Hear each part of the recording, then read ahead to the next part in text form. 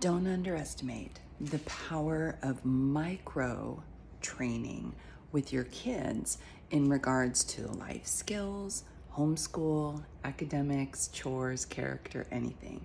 I'm going to show you with the puppy how we did a micro skill with our kids when we would get them up in the morning. Ready? So one of our kids would always wake up screaming in the morning. And I thought that that was just what we needed to deal with. And then somebody taught me that no, you can actually help your kids learn how to have self-control. I'm trying to figure out what to do with my glasses. Even when they wake up in the morning. So what you would do is, well, let me show you with the puppy.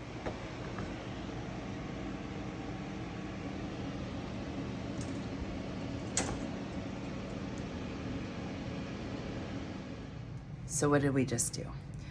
We spent the first weeks of time with the puppy in his kennel. When he would wake up in the morning, we would touch the door of the crate. And if he sat up, stood up, spun up, went around in circles, we would close the crate and we would back up and we would say no. And then we would touch the crate until we trained him over time that the touching of the crate does not release him from the crate. It's our words that say come or good morning or whatever. With our kids, it was the same way. I would come to the door, we'll just use this door as a bathroom door as an example. I would come to the door and I would hear the kids crying on the other side. So I would open the door and I would say, good morning. And if they stopped crying, then I would come in. But if they didn't, I would shut the door. And from behind the door, I would say, we're gonna try again. Be cheerful. Ready, set, good morning. And if eventually they would learn over time that they would only get up in the morning if they were quiet or cheerful. Now, of course, there were exceptions to the rules. Sometimes they're sick. Sometimes somebody poked them in the eye with a Lego Batman. You know, life happens.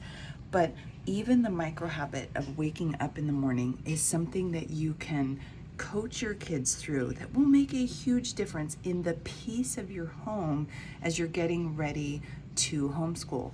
Why is this important? Because you don't get a break with homeschool. Every single thing that you do is training and learning. So you start with the micro things that help inspire, add to, or encourage good habits. And then it's much easier to add things on top of that, like quadratic equations and scientific methods and proper writing. But it's almost impossible to teach kids that are wild and out of control. So instead, focus on the micro behaviors, focus on the routines and the attitudes in the heart, and I promise it goes a really long way.